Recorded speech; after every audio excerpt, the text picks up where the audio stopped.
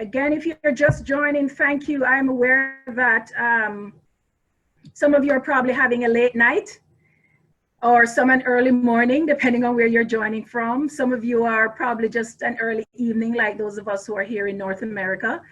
I thank you for choosing to spend this hour with me. For those of you who've been following me, of course, on the live Facebook vlogs, I really want to say thank you for again coming with me over here onto the Zoom log right here. And some of you last week, some did this week, some of you because last week you came in late based on your time zone and you've tried to come back again. If today this is your first time, thank you so much. This is especially geared again for you because so many people texted me, inboxed me, and to say that they missed it and would like to have it and if we could do this again. So I know that this is probably a repeat for some people who at least came on late last week. If that was the case with you, guess what? At least you're getting the early part of it tonight. So I want to welcome you guys. And so just some housekeeping matters, please. Please remember to keep your mics on mute for the smooth running of the presentation. So everybody, wherever you are, please put your mics on mute until we get to the question and answer and the interaction pieces. Throughout the presentation, you'll be able to interact through the chat. So that's open as well to you. I know also that this is an open and a public invite. That's the risk we have with doing this way publicly. If not, I would have had to ask everybody for their emails privately to send a Zoom chat. So I know that maybe some people may end up on the chat if you feel like on the program today, if you feel like this is not for you, and you can leave respectfully, you know, and that's an option. You know, if you feel like you're hearing is not you, or you feel targeted, or you feel like, don't want to spend my Sunday afternoon like that, that's fine. It's okay. Please feel free to leave respectfully. We will understand that. Again, I want to thank you for extending the courtesies. And so at this time, I'm going to ask you to just drop in the chat right where you are, where you're from. And I know, for example, lots of people are from North America, be it Canada, be it US, wherever. You can, if you want to type your city and your country, that's also fine, and even a little bit more specific, because I know, for example, we have lots of different cities in Canada and lots from the US as well. Maybe, you know, wherever you are from in Europe, or if you just want to put, you know, Europe, whatever it is. But just drop where you're from in the chats so we can see that, and especially welcome you individually from that. Here's a brief overview, guys, of what I'll be sharing tonight. I'll just give a brief overview of narcissism. I'll highlight the similarities in the scripture, and I'll have a short section for question and answer, for comments, for suggestions.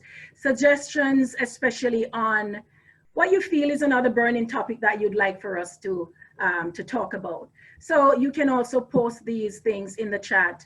And like I said, this is often a very hot topic, and this could take months to do a series on. And who knows, maybe that's where we're headed. I don't have that decisively to say this is what I want to do again next week or so. But I also am aware that it is such a hot topic. It is so extensive that we wouldn't be able to use one session, 90 minutes or 60 minutes to complete that today. So I'm striving for us to complete everything all together within 90 minutes, and that includes a presentation, questions and answers, and so on. So, okay, so just to say to you that the things that I'm going to share, remember that they are within a context, okay? So the Diagnostic and Statistical Manual, which is, you know where my earphones are?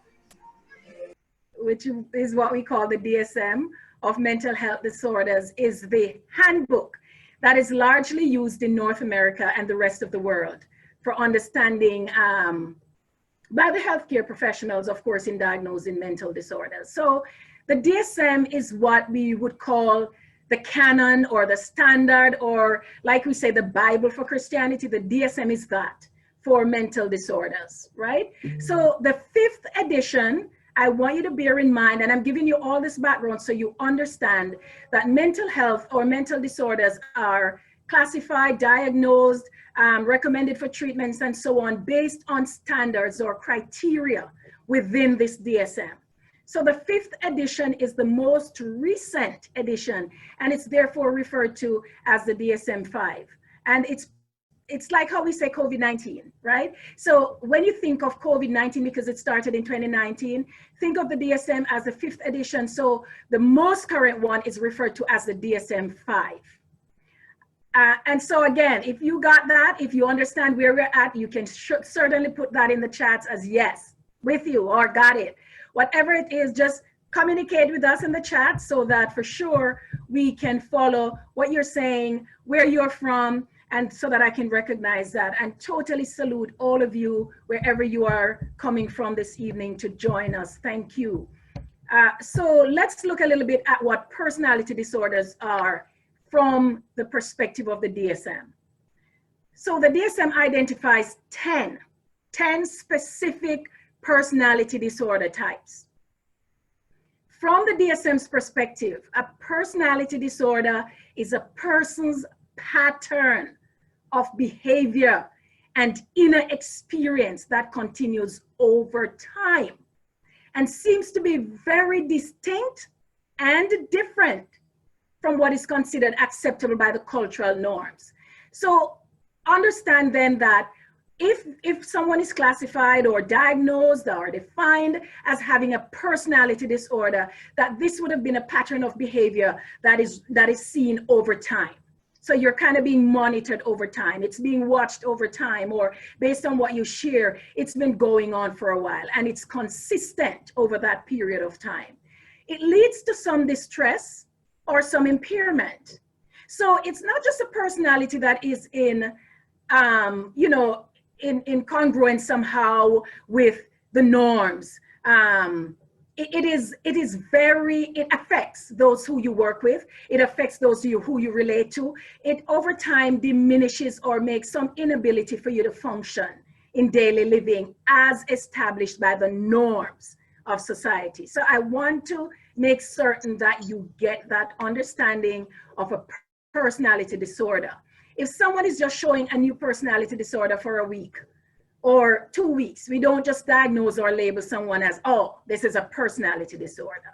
It should be consistent and over time. And this can be seen from as early as adolescent or early adult years with these persons, right? So the narcissistic personality that we're looking at today is one of those personality disorders in the DSM. It's one of the 10. And it is characterized by 3 main features. Now, this is what you have to get. And then we're going to talk about how it shows itself up in everyday existence. So the first characteristic feature is grandiosity. So these persons have what we call an inflated self-importance. They overstate their accomplishments and crave to be recognized for things that they have little or no achievement to show. And we're going to talk about that a little bit more in terms of, breaking that down. The bottom line is, with this grandiosity, these persons have a favorite pronoun. Of course, it's easy to think that that is I. I this, I that, everything is I. Did you know that I am this, I usually do this, I am good at this. It's just I. It's me, myself, and I. The second characteristic feature is admiration. These persons are preoccupied with unlimited success. They talk about that all the time, like they have this ability to achieve this unlimited success or this power or this, they have this kind of intelligence that just blows your mind. They talk about beauty as if they are this, they're good at whatever it is they do, or they have this sense of recognizing and appreciating and identifying beauty. They distinctively describe themselves in such a way, even if it's love, it's this idea of this ideal love. You have to wonder, oh my God, like, do these persons really exist? Wow, I've always thought of this, I've dreamed of this, but I didn't think I'd meet anyone who is ever like this. So they are preoccupied with unlimited success, power, intelligence, beauty, ideal love. They live for comparing themselves to knowing or associating with people, you know, of some privilege or fame. So they will talk about, I know people in high positions. I don't even know when I get to know all these people, but, you know, I have all these connections, almost every famous name you could mention, or you think that you know, these persons will say to you, oh, did you know that was my friend? Or, you know, I'm very close with this person. They have this kind of self-imposed connection and privilege, it seems, with people of fame or people who are considered of clout or great importance or influence. And certainly with this need for admiration, they use charm. They use a lot of charm to fish for compliments, right? So they will say these things. So when they say, oh, yeah, I know that person, you know, we went to school together. Oh, they were the best, whatever, you know, my best friend, or who knows, they probably were my best man at my wedding, or, oh, we've been best friends since we were kids. And you're like so blown. So right away, you're like, wow, I didn't realize that, like, you know, all these important persons. So right away, you are just prone to give this kind of compliment because you feel so impressed by this, right? So we're looking at grandiosity, we're looking at admiration. And then the third feature, main feature actually, all the breakdowns are from these three. The third one is the lack of empathy. They show no remorse for others' feelings. Now, take note of that I didn't say they will not say words or give an apology, but they will show no remorse. So you will get the words, but you will not necessarily get the action, right?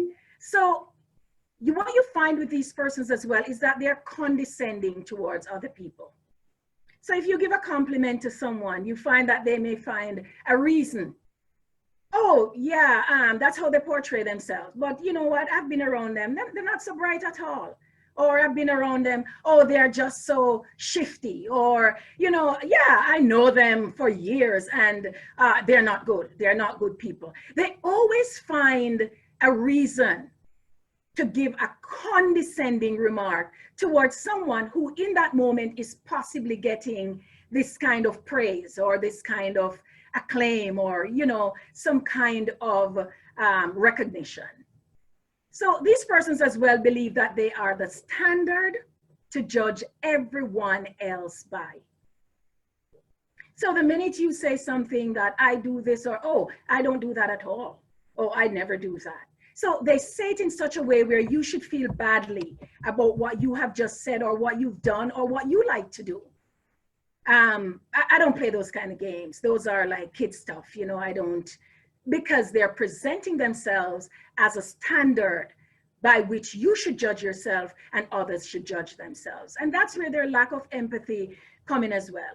I did say to you in the overview that, so I'll define that, give you that brief overview, and then I'll talk a little bit about how this relates to scripture, any at all. Now, understand that these three main components underlie the general disposition of the narcissist. If you were to look in the DSM-5, you're going to see 9 main features, and they're all formed from these core 3. So these people show up in these criteria, show up in various ways in our everyday interaction with these people. Now, this is something I want you to make clear with you, that research has shown that of the people who are narcissistic, 80% are men and 20% are women. And again, I like to clarify this because I am not saying that 80% of all men are narcissists and only 20% women. No, I'm saying of the people who have this narcissistic trait and tendency and personality type, 80% of those people are men. And yes, there are 20% that are women. Somehow women are picked upon more easily, more readily. I think because when something is off and different with a woman, it tends to show up. You kind of see it like, whoa, never seen a woman like this. Man, they're all for themselves. They're selfish. They're this, they're, and we say these things. But men, I find, and especially, I said that last week and I'll say it again, especially from or context, from my context of the Caribbean perspective, where, for example, men are grouped and lumped into one kind of stereotype. We often say, oh, it's just how men are. It's just how men are. That's how they are. Oh, men just seem to have that gene, or it's just a male ego. Or so they are stereotyped and grouped a certain way, which is why narcissistic men may be overlooked more easily. And so people who relate to them kind of get caught more easily in the cycle with a narcissistic male than with the female. And the reason is that somehow, like I said, the female is kind of more easily determined because it just looked different. Like, I've never met a woman like that. But for the men, you kind of like, oh, that's just men, how men are. And so with that approach and attitude, it's easy to drop your guard around the men. And I say it again, from our context, especially of the Caribbean, where I have lived, it's easy to group people, men, into one stereotype and just assume that they're all like that, and therefore not look for this narcissistic trait. We don't see it. You don't get to see it until it's very late. So if you got that understanding, you can got it in the chat or say, yes, got it, understand, whatever it is. Just understand that 8 of the people diagnosed, 80% are men and 20% are women. Now, in my experience, like I said, a pastor, preacher, student of the word, always lifelong learning, especially in regard to the word, I have only come closest to seeing this character trait in the Bible through one person, and it was in the person of King Saul. I mean, of all the Bible characters that I've read about, researched, done in-depth study on, King Saul came closer to me in portraying this personality type than any other character, again, in my study, in my understanding of these character traits in scripture. Now, King Saul's interpersonal relationships were very toxic and unrelenting. And that's the context from which I'll share this today and connect that to scripture. Saul displayed traits of haughtiness and arrogance. And, you know, for what it's worth, 1 Samuel chapter 9 tells us that verse 2, that he was head and shoulder above all the others. And so when Israel asked for a king for the first time, who God would have chosen was King Saul. He had that form, he had the look, he stood out in a crowd. Narcissists will stand out in a crowd, right? They are the persons in the room. When you walk in there, the vibe they bring, and it doesn't mean everybody who's vibesy and bring this kind of aura is a narcissist. Understand that they bring you, they draw you in such a way that you don't even know when you got into that web. You're just awed by this person's presence. They're not going to be the person who quietly sits and is shy and withdraws from a conversation or withdraws in approaching someone to have a conversation. They are out there, extroverted, in your face, always having a conversation, the latest of world news, they're in it. They are just on any topic you throw out there. They seem to be so versed in this, and they have this kind of presence. That's a guy in the bar who will offer to buy you a drink. That's the one who will, that girl who will just come up to you and just chat you up, and you're like, wow. Like, just like that. It's a presence and an aura and a persona, because that's how they bring this grandiosity and this admiration out there. Now, the features are observed throughout King Saul's entire reign as king over Israel. So yes, I'm going to put it out there. Like Saul, many leaders in past and in present, and they will continue in the future, many leaders exhibit the narcissistic personality disorder. Many leaders, because they also use that kind of aura to throw themselves out. They're the ones who are given positions. They're the ones voted in for everything. They are the ones that everybody wants because they bring themselves out there like that. And they have that energy and drive that can be very effective in the workplace, but also you will see it exhibiting itself in different ways over time. And usually it's not a very short period of time. In any relationship with a narcissist or someone with a narcissistic personality, it begins to show up by the time you reach month 2 and 3. You begin to see all the time. So let's look at King Saul. Are we ready for that? Yeah, type ready, let's go. let's look at him. If you're familiar with scripture, you know a little bit about Saul. If you're not, I'll, you know, in sharing about him, I'll kind of bring that understanding to you as well. Now, narcissistic personalities will bring you in what is like a circular game. So picture a cycle, picture a ring, a circle, something that is unbreaking and unending. It's just this cycle, right? This is the relationship they bring you in. It is unending, and guess what? You can't win. You can't win a narcissist.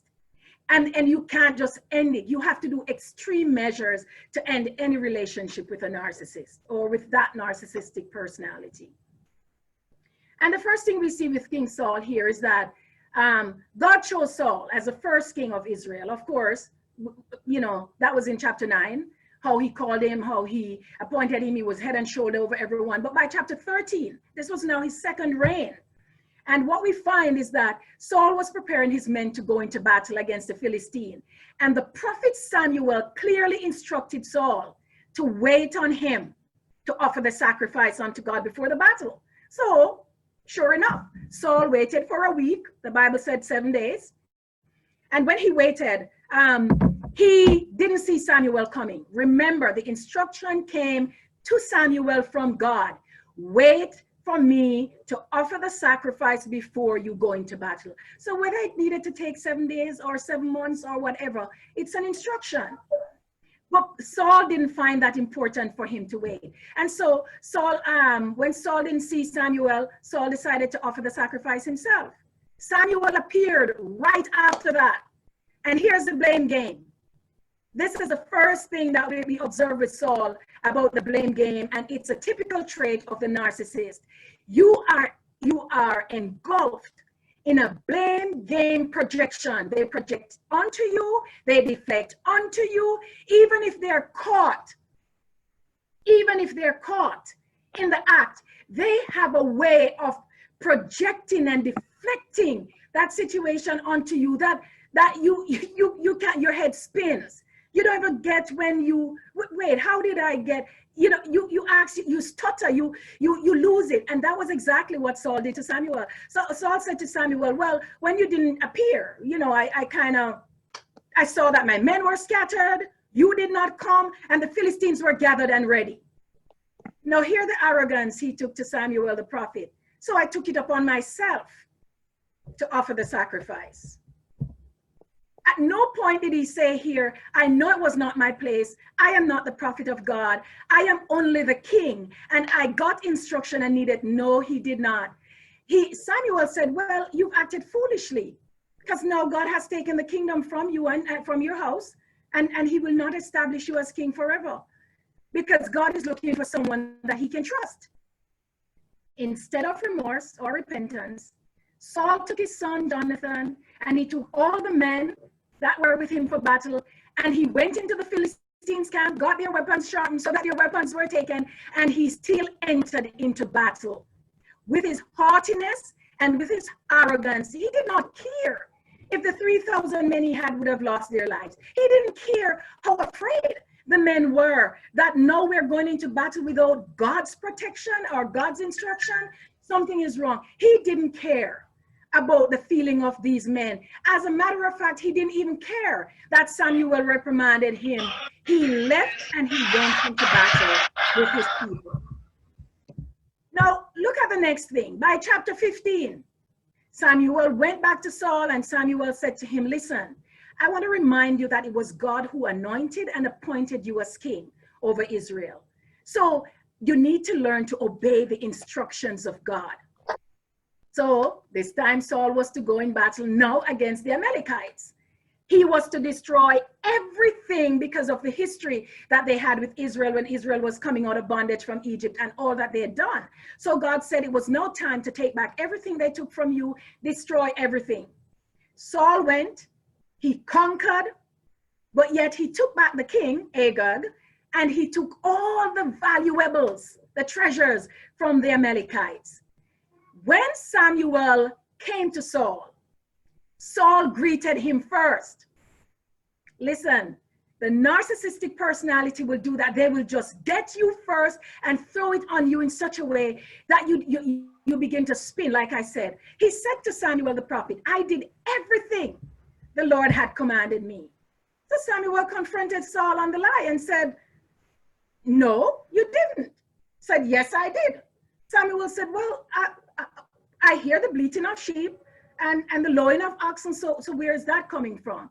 So now Saul deflected the whole thing and put it on the people. He further worsened it. You know what he said? He said, I didn't take them back. I didn't take the things. It was the people who decided to take the treasures and to bring them back. And guess what? As a matter of fact, we took them back so that we could offer them as sacrifice to God. Now, this leads me into what I'm going to say about the next point, because this is what is called gaslighting. So when they blame game on you, the narcissist will blame game you.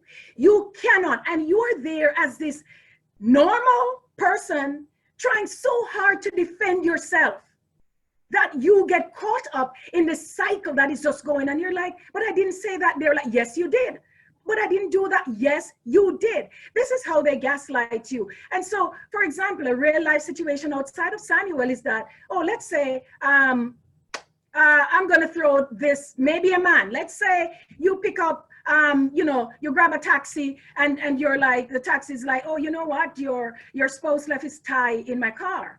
And his tie, like, why would it be in your car? Did he charter you for something? Like, how did he leave his tie here? And, so you take it, you go home, you have a narcissistic partner and you say, well, I was given this tie for you. Why did you leave it in the taxi? Like, I don't understand. They're like, oh, so you were going out with someone and you had to borrow my tie? You literally had to take my tie to go out with someone. You're cheating on me. That's what you're doing. You're cheating on me. How did you get my tie?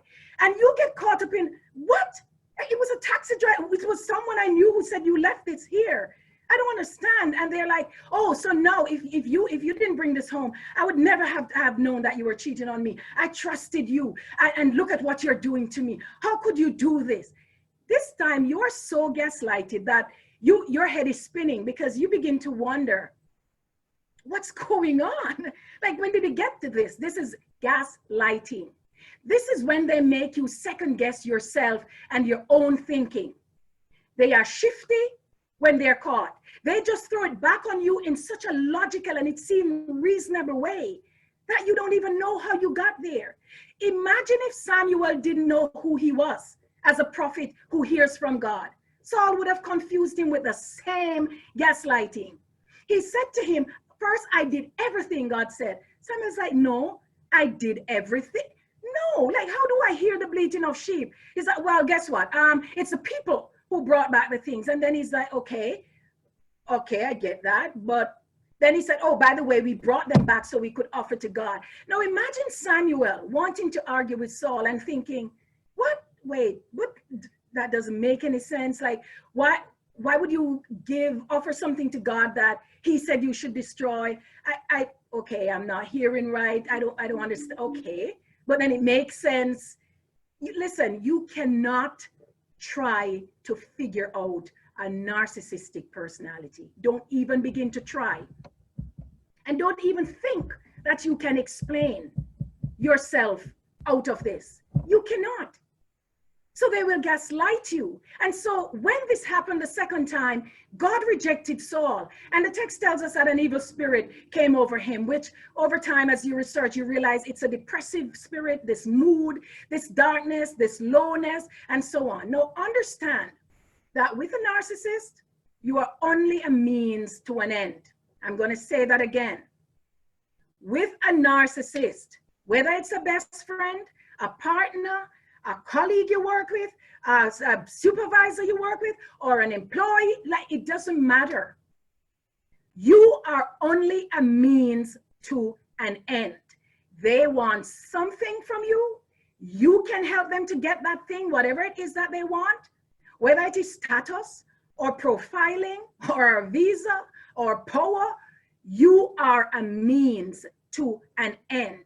So they are not concerned about your feelings. They're not concerned that you are broken and crying and why, I don't get, why are you twisting things on me? I'm not cheating on you. Or no, I didn't lie on you. I am not making this up. You just said it. You just said it, right? And you are so confused that you start to feel, I don't get it. Maybe I need to be recording these messages when I give you the instruction, I need to tape it. Or when you send me a text, I need to screenshot it. Anytime you get to that place with someone in a relationship, you've been gaslighted. Because it means your only defense is what you save, what you record, so you have it as evidence, because you feel like it's the only way to save myself and my reputation. So I want to remind you of that. Saul needed someone to play music for him when he was now in this dark place, because God rejected him. So of course the servants found David. David was this excellent musician, young boy. And so David played for Saul, but Saul had no regard for him. Saul didn't pay attention to who he was. Saul tried to kill him because he realized here was this kid who had so much peace. And when he played for me, I found peace. He's better than I am. Remember, there's always a competition. There's always a competition with a narcissist. You are a competition. They want something from you, but you're also the person that they see as the one threat to them, to whatever it is that they need. And so once they get that, they don't need you anymore. You're discarded, disregarded. As a matter of fact, you're invisible. So when David fought Goliath and he won, Saul had to send his men to find out who David was. The same David, that was his personal musician. Can you imagine? He fought the Goliath, won the battle, and yet Saul didn't know who he was. Your emotions and vulnerabilities are invisible to a narcissist. You are made to serve them, who they are, and whatever it is they want from you, but who you are does not matter. So this leads us to another feature of the narcissist, envy. The narcissist is preoccupied constantly with the idea that people are envious of them. Oh my God, you know, everybody wants what they have. People covet me because I am this smart and intelligent. People covet me because I'm so bright. People covet me because of my car, or people covet me because, and then you're thinking, looking now, you're the other person looking on and you're thinking, nobody covets you, like for what? And you can't get it, but in their head, everybody covets them because they are the epitome of standard for the world, for everyone. They have the ideas, they know people in power, or they are themselves powerful. And so they believe that, oh, you're lucky to even know me. You're lucky to be in my company. You're lucky to be associated with me. And if that's not the extreme of the envy, this is the flip side of it. They believe that if someone's not envious of them, they continue. They're the ones who are so envious of people. They can't help themselves. They talk about it all the time. I don't understand how those people have. Look at what they have. They're not even as bright as me. They're not even as smart as me. They can't even think. Oh my God, they don't even read. I don't understand. They don't even know people with clout and power. So I don't understand how they have, life is, man, it's so wicked and cruel that, these are the people who have. So the extremes of their envy is absurd for the person listening to it, because they're so preoccupied that people are envious of them, or so preoccupied with the idea that people are so much more advanced or have more, and therefore they become so envious because of how they compare themselves to others. So David was lauded in the battle, of course, against the Philistine giant, right? And envy rose up in Saul. He coveted Saul's achievement and the admiration. Remember, Saul had slain his thousands, David his 10,000s, and that threw envy so much into Saul. So Saul had promised his eldest daughter, because in the battle against Goliath and the Philistines, he said whoever had won the battle would have his daughter to marry. Now, this eldest daughter should have been David's wife. Of course, the day that David should have married Mira, the eldest daughter, Saul gave this woman to another man, to Adriel. So he did that in order to break David's heart. And he thought that if he could break David's heart, then you get him. You see, the narcissist works on your emotions. They are going to hit you with where it hurts the most, because they work on your emotions. So they know if they do something that's going to break you, break your heart in pieces, and you weep and you get into that low place, they got you where they want you. Emotions, your emotions is the fire, it's the fuel for the narcissist. They are emotionally abusive, and they promise much and they offer little or nothing. When you meet a narcissist, oh, they will give you the world. They will give you the world. They're going to promote you. They're going to give you this man. If only you come and do this. This is how they're going to set you up. And you would be with that in that relationship for 5 years, 10 years, 20, 50. And not one promise will be kept. Or maybe a little, because, you know, if they said that, oh, you know what, I'm going to, you know, just promote you. You're going to be next in line. So they took you for lunch that day to talk to you about all these promises. So the little is that, yeah, well, they did take you to a good restaurant, but that's about it. The other 49 promises fall flat on the ground. So Saul's second daughter, Michal, who had loved David, really loved him. Saul was not the one who was now forcing Michal. He realized that Michal loved Saul. And so he decided, yes, here's my opportunity again, because he didn't kill him. He didn't break his heart so badly that he went into depression. Instead, David still won the battles against the Philistine. So Saul was looking for a way again to get him to destroy him. The narcissist is always looking for a way to get you. And the aim is to get you to submit, to become subservient, acquiescent, and to become, as it were, their prey. They are a predator. And they will hunt you and search you and control you. And this is the next point about the narcissist. So they blame game, they're envious, and they are controlling. It's probably the most defined feature that they have, to control. Narcissists thrive from having complete control.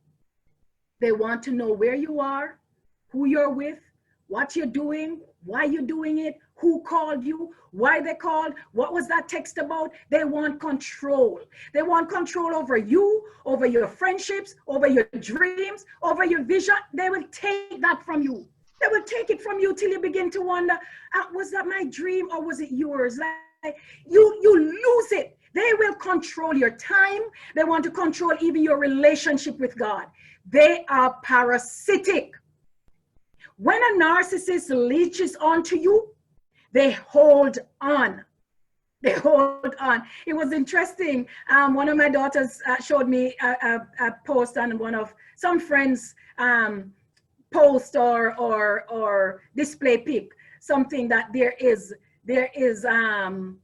no something like addictive narcissist like the one who is looking for a place to live. And they fall in love so quickly in a day. In 2 hours, they haven't even met you, and they're in love with you. And when you explore it, as the DM was saying, as the display pic was saying, is that they will fall in love so quickly when they need a place to live. Narcissists have a parasitic spirit. They latch on to you, and it is difficult. It is almost impossible to get rid of them. Saul used his daughter to try to control David. Why? Just to kill him. And even when Michal lied, the daughter, when she realized that her father wanted to kill her husband, she lied and she told him David is sick. Saul still sent men to watch David's house all night. The narcissist will stalk you. They will tap your phone. Even when you change it, they have a way to pay. I don't know. They will stalk you. They don't quit. They will find you on every social media, every means that they can. If you let them, they will abuse you mentally, abuse you emotionally, psychologically, and spiritually. And remember, they are not only partners. So I'm throwing that out there. Sometimes they're best friends. Sometimes they're supervisors. Sometimes they're your employers. Sometimes they're your employees. Sometimes, you know, they're in your churches. Sometimes they're the people that are leading you. You never know. Sometimes they are the members, the followers. They are everywhere in our relationships. But look for these features. And remember, there are patterns over time. Not just one mistake, somebody blame game you one time and, oh, you're a narcissist. I'm not saying that. And they are grouped together. You have to see like 5 or more of these things in these persons. So the blame game, the envy, the control. And here, they will triangulate you. It is hard to leave the grasp of a narcissistic personality. They will try to discredit you and they will bring you down. They will paste it all over social media. They will tell every single person that they know you are connected to. As a matter of fact, they will show up at your workplaces if they have to and spread the lie. They will get to all the people who are closest to you to bring you down. When David escaped, Saul blamed Michal for siding against him, her father. Oh, how could you side against your father with someone the likes of David? They triangulate you. They bring you into their drama in such a way that for a moment you begin to hear, but I didn't see that in this person. And they're like, oh, you didn't know. When they sell you what this person is, you begin to doubt all the things you knew well or good, about this person. They will make you wonder about the characteristic and the personality and the entire persona of these persons that you probably have known for a long time. He went to Jonathan when Saul didn't show up at the feast, at the ceremony. And he said, well, I didn't see him the first day. Okay, he has sinned. He didn't say he was sick or anything else. They project onto you always something negative. He said, David must have sinned. That's why he didn't show up. Second day, he didn't see him. Well, okay, so he didn't use yesterday to repent. What's up? So he turned to Jonathan and he asked for David. Jonathan said, well, David asked me for permission to go back to his family. He needed to attend a family situation at his father's house, Jesse with his brothers. And so he asked me. Saul immediately said, oh, you sided with David against me? How could you do that? And he threw the same javelin he would have used to kill David years before, was the one he threw at his own son when he tried to triangulate him to bring him into the drama, and Jonathan would not sell David out. Anytime you try to stand up to a narcissist and say, no, I'm not going to believe that about that person. I knew this person for too long. Oh, you are written off. You are written off because the aim is to now kill you. They're going to try to discredit you as well. And you know what Saul said to his son? You're a disgrace to your mother who bore you. They will tell you things that will cut you in your stomach.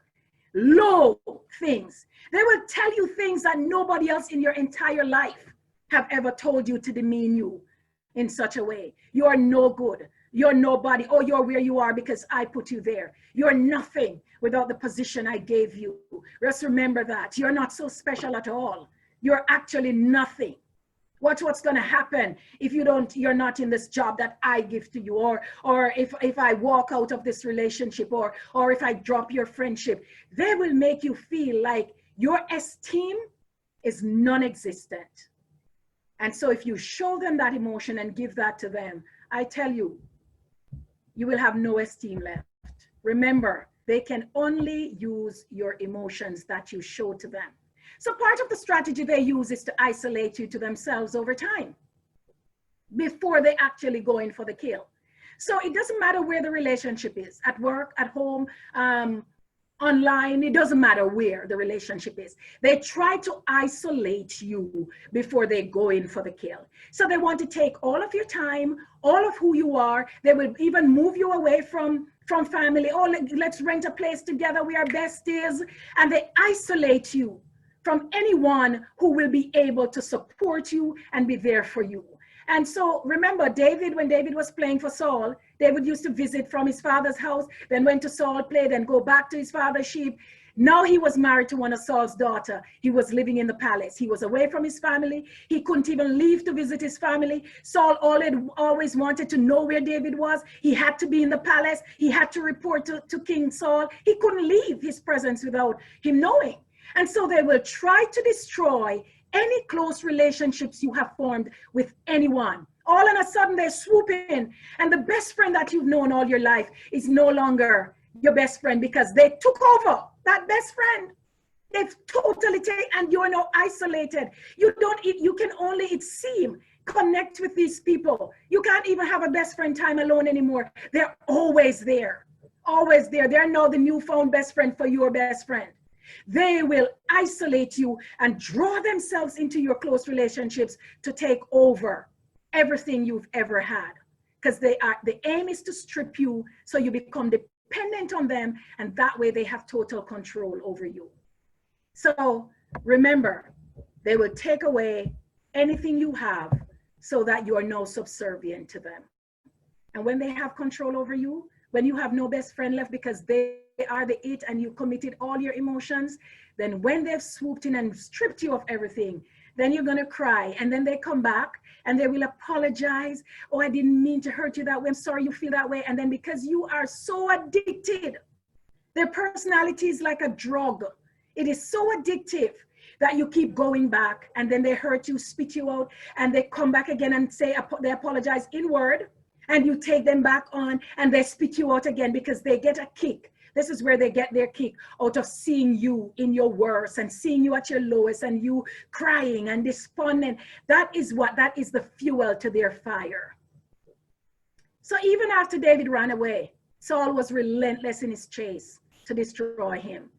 If I can't control you, I will destroy you. That's the spirit of the narcissist. The only escape from the narcissist is a clean cut. Clean cut. When you leave, you have to leave everything and just leave. David had to leave his wife, Michal, because he had to escape from the father. He had to leave his best friend, Jonathan, the brother-in-law who became best friend to him, because he had to escape the grasp of the narcissistic spirit of their father. With a narcissist, you have to disconnect, you have to block from email, Facebook, I don't care what you have, Twitter, Instagram, for your own sanity and peace of mind. WhatsApp, anything. The text tells us that God allowed this evil spirit on Saul. And remember, when God removes the spirit from a person, that person is now vacant to receive any kind of spirit. And that's how that evil spirit came on Saul, right? Because God took his spirit from him. And so the only hope of healing, I'm going to say this and I'm going to say it clear to you, the only hope of healing the narcissist will have to come from God himself. You can't save this person. Stop feeling like a savior. You cannot. It's been 10 years and you're trying to fix that best friend and friendship. You cannot. So you need to own that. You can't save this person. Your children can't save this person. And neither the priest nor the pastor. Samuel couldn't save Saul. Research has shown that this personality is more like a trait. A trait is a distinctive feature. It is almost like something that you're really born with that is common to you and nobody else has it, right? So it's more like a trait than a disorder. It's not like you can take only 2 hours of production. You know, you come in and do somebody, but it takes you 10. While there are minute changes observed in these persons, the changes do not last. One psychologist describes this like a rubber band. It's like an elastic band. So the person will stretch a little bit and you think, oh, 2 days, they're so amazing. Oh, they've taken me out for the best dinner. We've been talking a lot. I got flowers, you know, roses, whatever. And so they stretch a little bit. And as soon as you give your emotions again and settle in and say, okay, this is well, then they snap right back in like the elastic band and back to square one, where they become abusive to you verbally, emotionally, mentally, psychologically, spiritually. They will abuse you. They tend to use empty but dramatic means to apologize. Oh, they will cry. You will see tears. Even when they're expressing their love for you, oh my God, you will see tears. But there will be little or no change. Now remember, an apology means nothing if it is not followed by a changed behavior. Let me say that again. An apology means nothing. It is empty unless it is followed by changed behavior. Remorse means a change of heart. When someone says they're sorry, they turn. It is like repentance. You turn around and you do something differently.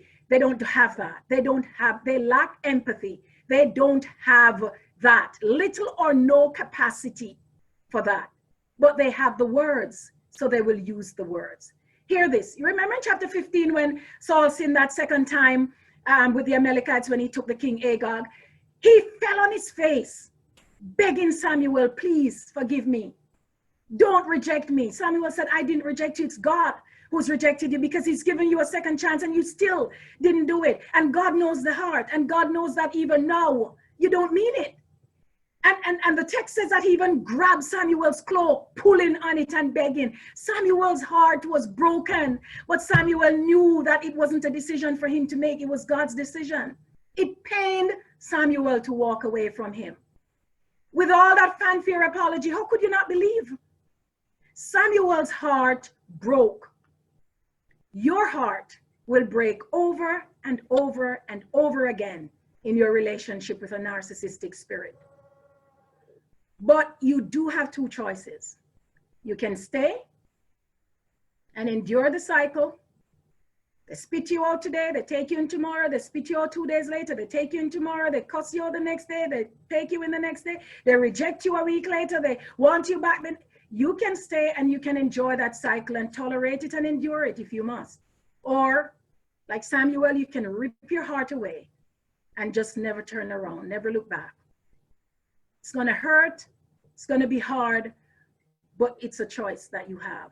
In chapter 16, it affected Samuel so badly. Chapter 16 of 1 Samuel, that God asked him, how long? How long are you really going to mourn over Saul? Because I've rejected him and I'm standing by my decision. With a narcissist, you have to stand by your decision when you choose to walk away. And if you choose to stay, it's still a decision that you have to stand by. So are you struggling with some of these traits yourself personally? Or I don't know, do you know someone with these traits? Are you probably caught in a web with someone like this? If you are, or if you're experiencing the traits, or if you know someone, I'm going to say to you that please reach out to a mental health practitioner for help. I don't know what resources may be available where you're at, depending on which country you're in. I know in Ontario, we have numerous resources here in Canada, but also that I'm going to say to you, do not hesitate to reach out to me as a registered psychotherapist. If I can't help you personally, I at least can help to direct you to someone who can help you. I will assist you in exploring the adequate resources and support that may be available to you. So this is the, and this is the time I want to say if you have any questions, comments, suggestions, I'd like to hear them, but I'd also like at this time just to share my screen information with you so that you have some contact that you can reach me at if you have to reach out to me for support.